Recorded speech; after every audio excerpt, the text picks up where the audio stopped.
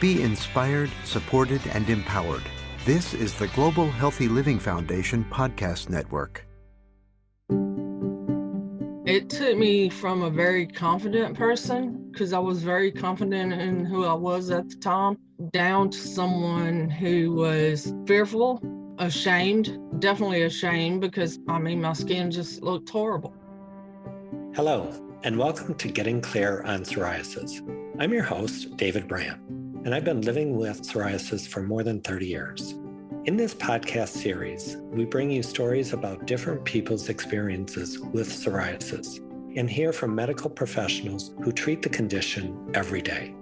Our goal is to offer tools and resources to help you manage your psoriasis, seek out the best treatment options, and live a more full and productive life. This podcast is for general information purposes only and should not be substituted for medical advice. Please consult your own medical professional with any questions regarding medical condition, advice, diagnosis, or treatment. Back in the early 60s, there was an advertising campaign for a medicated shampoo designed to relieve something called the Heartbreak of Psoriasis. That campaign was a little over the top, to say the least, and it generated a fair amount of ridicule. But despite the melodramatic Madison Avenue spin, I think what those ads were playing on was the sense of shame that goes along with having a visibly unattractive skin condition. I was in line at a zoo, a local zoo here in Chicago, and I had a lady turn around and look at me and was offended by my legs being affected and asked me if my sores were something that were contagious and why was I not covered up. That's Melissa Witham-Voss from Waukegan, Illinois. I very calmly told her that I had psoriasis. I told her that there was no more reason for me to be covered on a 95-degree day than her. I explained to her that it was a condition that was non-contagious, but I could still see in her face that she didn't believe me. She had absolutely no qualms with stepping away from me at that point. And this was way before COVID and things, so there was no immediate knowledge of, ew, get away. I think one of the most common themes among those of us that have psoriasis is that we want to do anything we can to cover it up. And let's face it, appearance-wise, psoriasis can be jarring. It can cause people to recoil, thinking it has to be contagious, something to be avoided at all costs. And people who have that reaction often are not very receptive to learning what psoriasis actually is. But for people who live with the condition, being judged, like Melissa was, can be frustrating, unnerving, even traumatizing. People need to be aware that it's not uncommon to have darker thoughts along with psoriasis because you feel like you hit a rock bottom. And I believe that most psoriasis sufferers feel that way, that you feel you've come to a point where you can't really see out or up. And it's usually around the time frame that you've been diagnosed for a little bit and you've tried a couple things and maybe failed them. You start to feel kind of a depression of, okay, where do I go from here? What's next? And then you start looking at it and you're like, is there anything left? Am I doomed? Is this it? Melissa says when people reach that point, it's time to seek help from a healthcare provider, a support group, a counselor. It's not a journey for the faint of heart. You have to really look after yourself in all the different ways. I've been very fortunate that my psoriasis is relatively mild. It's mostly visible on my hands. I'm the catering director at a large hotel in Los Angeles, so I'm very conscious of needing to stay after my psoriasis every day. But for people with more severe cases, psoriasis flare-ups can cause painful red rashes on the skin. The skin often cracks and bleeds in different areas of the body. 79-year-old John Latella knows this all too well.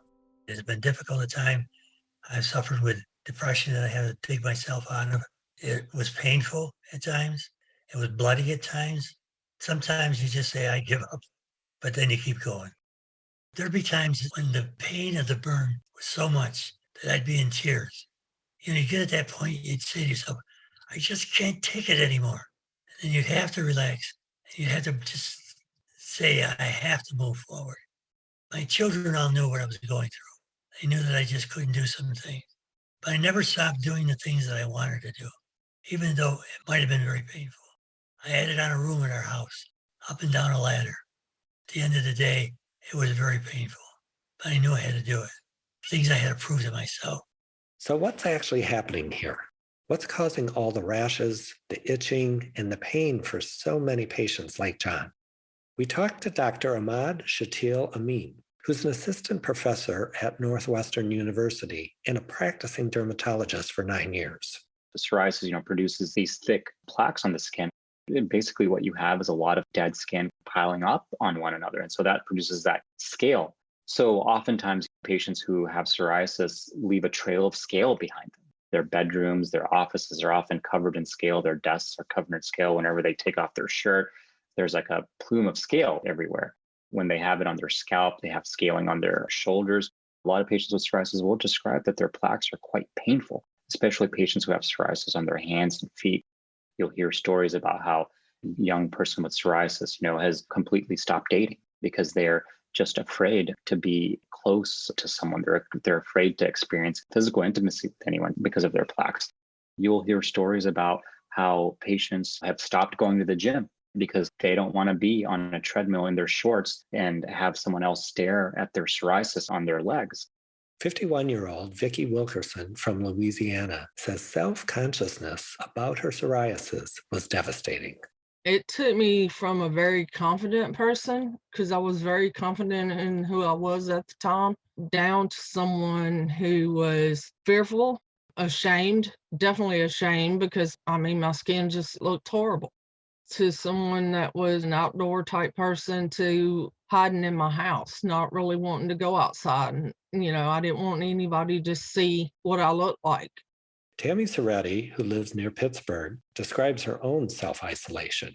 I did lose some friends by canceling plans and being dubbed as unreliable, when really it was me not being completely honest, because I just didn't want to say, I can't put my underwear on, I can't put my bra on, I can't wear my pants, that's why I'm canceling. So I would just say, I'm not feeling well, or something came up. I think so many things came up that I did lose some of my friends along the way. But Tammy also recalls that one of the most visible side effects of her psoriasis ultimately helped her to connect with others on a positive level.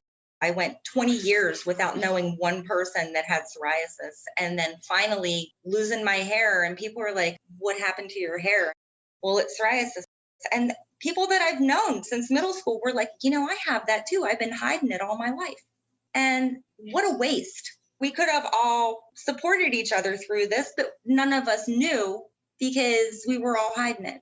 And Vicki Wilkerson says that after 18 years, she's grown more confident using a direct approach with people instead of always hiding in the shadows. Now, if somebody comments and they say something, I just flat tell them, look, it's psoriasis. And first and foremost, it's not contagious. You cannot catch it. It's hereditary on my part. So I just go into telling them and trying to educate them about psoriasis, so that maybe somewhere down the line, if they see it again, they're not going to give that other person the same reaction they gave to me. So Vicki Wilkerson has developed a new self-confidence in educating people about psoriasis. And Tammy Soretti found support from people who she may not have thought would be supportive. Another psoriasis patient we spoke to is Catherine O'Leary.